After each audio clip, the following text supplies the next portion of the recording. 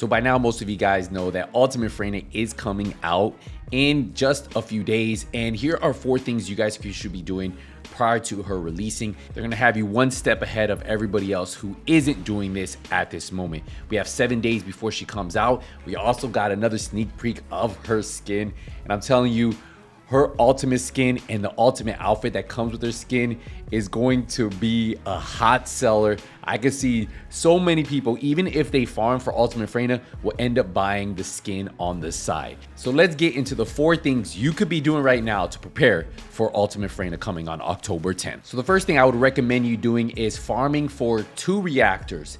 And both reactors are gonna be toxic tech reactors. And the reason why is because 3 of 4 of her skills are tech, and the 3 damage skills that she has, right, are tech. So that's why you guys want to make sure you go with toxic tech as the reactor you want.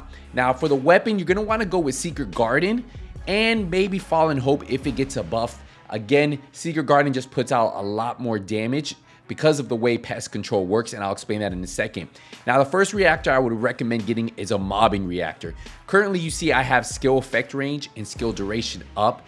I also have one that has toxic skill power boost ratio and skill effect range. I also have one that has tech skill power and skill effect range. I'll tell you the damage difference I noticed with those and just having something that gave me more duration and effect range. I felt for a mobbing build, you don't need the extra damage because you gain it from using something like the Secret Garden that has pest control that's going to give you that boost on skill power. Now remember, to farm these, you need to put your world difficulty on hard, then go to difficulty level rewards, and then you could filter here for toxic, and then you could filter for whatever rounds you're looking for. Secret Garden is special rounds and Fallen Hope is general rounds.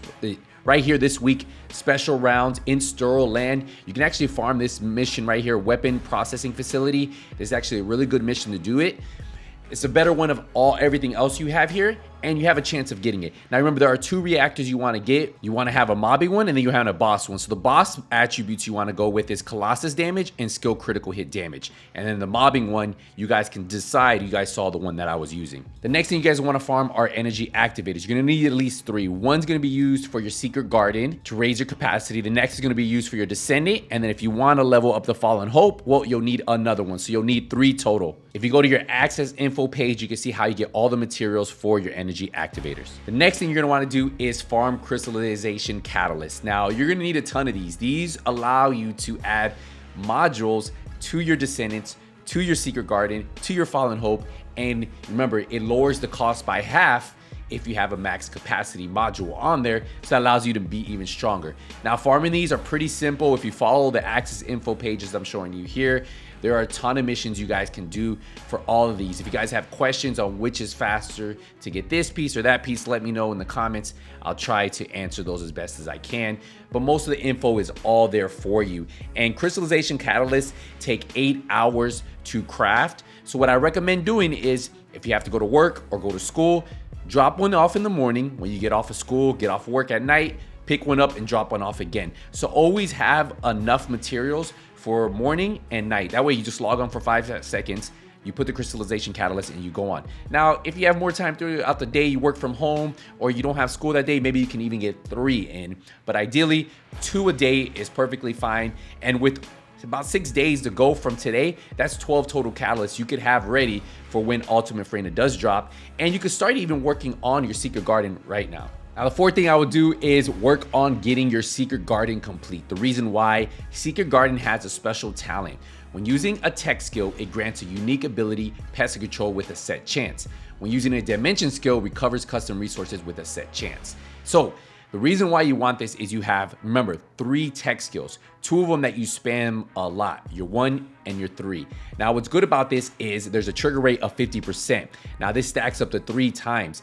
That skill power per stack can go up to 16% per stack. So 48% extra skill power if I have max stacks with pest control, which is absolutely insane. And that's why you can sacrifice, remember I told you, on your mobbing reactor, you might not need to have toxic or tech. You can go with skill effect range, or skill duration, or maybe even skill cooldown, depending how fast you want to get those skills back so that you can spam your skills, and then hopefully you can proc pest control at a 50% chance proc rate. And that's why pest control right now for her mobbing build is probably a no-brainer. If you guys want to use Fallen Hope because you don't have Secret Garden, we'll go ahead and use that. But once you get the Secret Garden, at least unless the Fallen Hope gets a nice rework and a buff prior to Ultimate Freyna releasing, then I would recommend Secret Garden right now for your mobbing and even your bossing. Now, if you've already completed your Secret Garden, recommend getting the Fallen Hope and start working on that one, because I have a